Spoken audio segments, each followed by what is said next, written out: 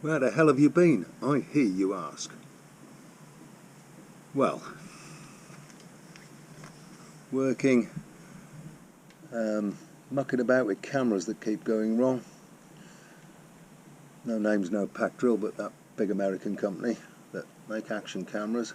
They're expensive to buy, expensive to fix. And I don't think I've fixed them yet either. Anyway, a little bit of work on the bike as well. So, handful of things. So there's one. There used to be an aluminium plate on there. I always thought it was to stop your heel rubbing on that cover, which it's just a plastic cover, covers the gearbox sprocket, held in with 4 bolts, those 2 there and those 2 down the bottom. So I just got rid of a bit of bling there, and nut and bolt, it's held on with 2 nuts and bolts, and I just bung the holes up with 2 little plastic grommets, and my heel gets nowhere near that, so it really was just bling. Okay, what else have I done? Here's one at the front, indicators. Reposition them again. That's about the 5th time I've done that. They started off on there, they've been mounted on that. I've had them on every which way I can to try and tuck them in a bit. Now they're a bit narrower, a bit neater, and I've done that with a bracket there. That's just a plastic bracket, that is. So I don't even remember what it was for. I went through my knickknacks, stuff I've nicked and stuff I've knackered, and there it is. Now I had to put spacers behind it because I've used the same, well, I didn't use the same bolts, I had to get longer bolts.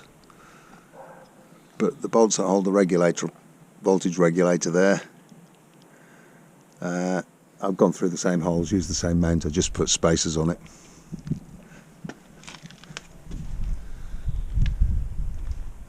So that's neatened that up a bit. Now the other one, and I'm sure you've all suffered this, when somebody cuts you up on the road, or there's some kind of an incident or a near miss or whatever, I mean, we all shout, nobody can hear us, it's all inside the crash helmet, and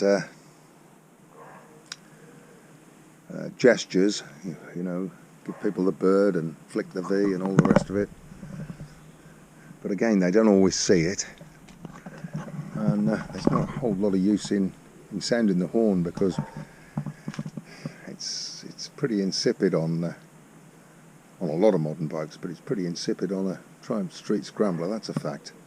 So again, going through my bits and pieces in the garage, and I found an old klaxon, which now makes a bit of noise.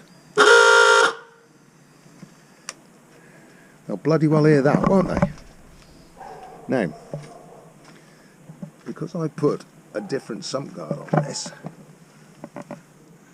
I've managed to tuck it actually inside, I don't think you can see, but it's tucked inside the sump guard, in there. So you can't really see it, but you can sure as hell hear it. Oh, and one other thing which I haven't actually done, work in progress, I'm thinking about. Now I've got the Motone tail tidy on this bike, so that's an old school Lucas replica tail light. It's not actually that bright, and it doesn't have a built-in reflector. So in the UK you've got to have a rear-facing reflector, hence that little thing there. So I was again digging through all the boxes and bags of crap that I've got in my garage, and I found a genuine, I think it's a 70s era Y-pack tail light with a built-in reflector. Now I would need to convert that to LED, but dimensionally it's of very similar size. So if the hole centres are the same, and I haven't got to drill any holes, I'm seriously thinking about converting that to LED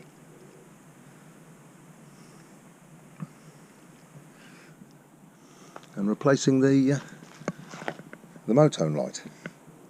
So that's kind of a work in progress. I may well be doing that.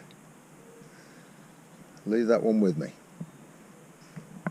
Okay, in the meantime, something I've done for months, probably years now, when I go to the Tiddly bike night on a Wednesday, is myself and a few mates, we have an unofficial bike of the night.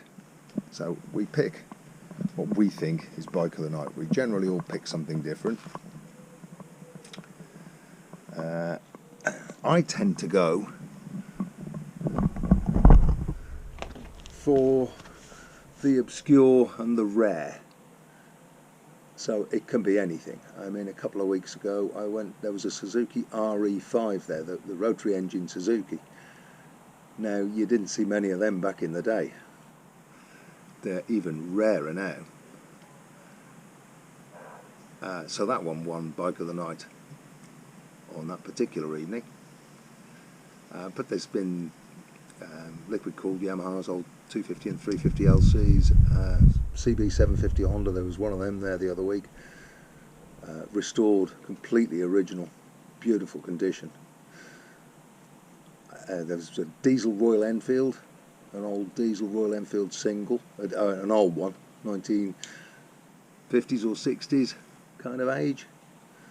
So it can be all sorts and anything. Anyway, what I'm thinking is take a camera along and film it, and then I can share my choice of bike of the night with all of you lot, and you can all argue with me and say, no, that's a load of crap, can't possibly be bike of the night, but whatever, it'll get the conversation going, won't it? So leave that one with me. In the meantime, I wouldn't leave the tail light with me. In the meantime, you all take care, take it easy, and I will see you soon.